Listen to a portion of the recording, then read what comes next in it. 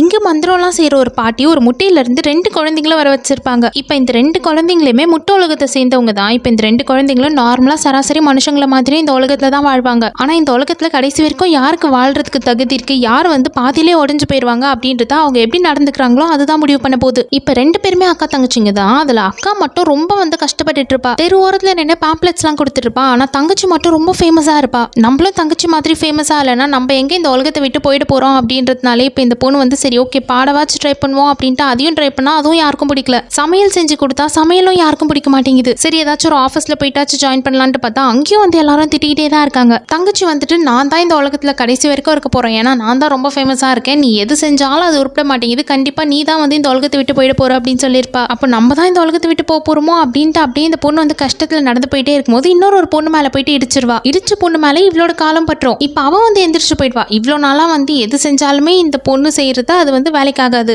ஆனா இப்போ நிறைய பேர் நிறைய ஆஃபர்ஸோட எடுத்துட்டு வந்து இந்த பொண்ணுக்கு கொடுக்குறாங்க. அது மட்டும் இல்லாம கம்பெனிலேயே இந்த பொண்ணுக்கு பெஸ்ட் எம்ப்ளாய் ஆஃப் தி இயர்னு அவார்ட்லாம் கொடுக்குறாங்க. இந்த பொண்ணு வீட்டுல இருந்து சமைச்சு எடுத்துட்டு வந்திருப்பா. ஃப்ரெண்ட்ஸ் எல்லாருமே ரொம்ப நல்லா இருக்குன்னு சொல்லிடுவாங்க. இதே சாப்பாட்டை தான் கொஞ்சம் நாளுக்கு முன்னாடி சமைச்சப்போ யாருக்கும் பிடிக்கல. ஆனா இப்போ அப்படியே தலைகீழ மாறி போயிடுச்சு. இப்போ இந்த பொண்ணு ஒரு சிங்கிங் காம்படிஷன்ல பார்ட்டிசிபேட் பண்ணிருப்பா. முன்னாடி இந்த பொண்ணுக்கு சரியா பாட தெரியாதுன்னு தான் சொல்லியிருப்பாங்க. ஆனா இப்போ ஃபர்ஸ்ட் பிரைஸே இந்த பொண்ணுக்கு தான் கொடுத்துருவாங்க. அதாவது இப்போ ஒரு பொண்ணு மேல போயிட்டு இடிச்சிருப்பால, அவ மேல எப்போ இவளோட கால் பட்டுதோ அப்பல இருந்து இந்த பொண்ணுக்கு எல்லாமே ரொம்ப நல்ல விஷயமாவே நடக்க ஆரம்பிச்சிரும். இப்போ தங்கச்சிக்கு ஒரே பொறாமையா இருக்கு. அக்கா நம்மளை விட நல்லா இருக்காளே அப்படின்ட்டு அடியாளுங்களெல்லாம் கூட்டு வந்துருப்பா. கூட ஒரு ஃப்ரெண்டு வந்துட்டு இருப்பால, அவன் அடியாளுங்க இத்தனை பேர் இருக்காங்க, உன்னால தனியா சமாளிக்க முடியாது, அதனால என் மேல கால் வச்சுக்கோ அப்படின்னு சொல்லியிருப்பா. கால் வச்ச உடனே இப்ப அடியாளுங்க எல்லாரையும் அடிச்சு போட்டுருவா. அடுத்ததா இப்ப அந்த முட்டை உலகத்தோட தலைவர் இருப்பார்ல, அவர் அங்க வந்திருப்பாரு. இவ்வளோ நாளா இந்த 2 பொண்ணுங்களுக்கு அவர் போட்டி தான் வச்சிருந்திருப்பாரு. அதாவது என்ன போட்டி அப்படின்னா, யார் இதுல ஃபேமஸா இருக்காங்க, யார் ரொம்ப நல்லா இருக்காங்க அப்படின்றதுலாம் கிடையாது. இந்த உலகத்துல வாழ்றதுக்கு யாருக்கு தகுதி இருக்கு, யார் நல்லவங்களா இருக்காங்க அப்படின்றத பாக்குறதுக்கு தான். தங்கச்சி கிட்ட எல்லாமே இருந்துச்சு. ஆனா அத்தனை இருந்தும்